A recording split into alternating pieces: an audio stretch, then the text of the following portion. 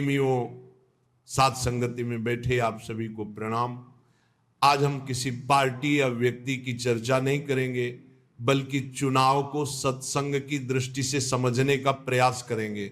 चुनाव का महत्व, लोकतंत्र में चुनाव केवल वोट डालने की प्रक्रिया नहीं है, यह समाज की सामूहिक चेतना का आईना है। जैसे सत्संग में हम मन को शुद्ध करने आते हैं, वैसे ही चुनाव में समाज अपनी दिशा चुनने आता है। जिस प्रकार हम यहाँ भजन और विचार सुनकर नई ऊर्जा लेते हैं, वैसे ही चुनाव हमें यह अवसर देता है कि हम सोचें किस दिशा में बिहार और भारत को ले जाए। मतदाता की भूमिका, भाइयों और बहनों, शास्त्र कहते हैं फल पाओगे। चुनाव में वोट ही हमारा बीज है।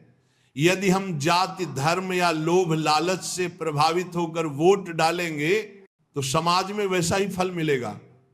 लेकिन यदि हम सजग रहकर सत्य और सेवा के भाव से वोट करेंगे तो बिहार में विकास, शिक्षा और शांति का फूल खिलेगा।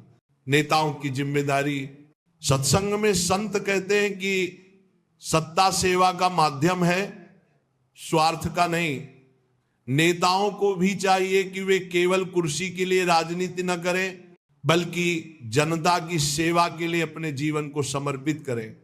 जैसे सत्संग में दीनता और विनम्रता का भाव आवश्यक है, वैसे ही राजनीति में करुणा और सेवा भाव होना चाहिए।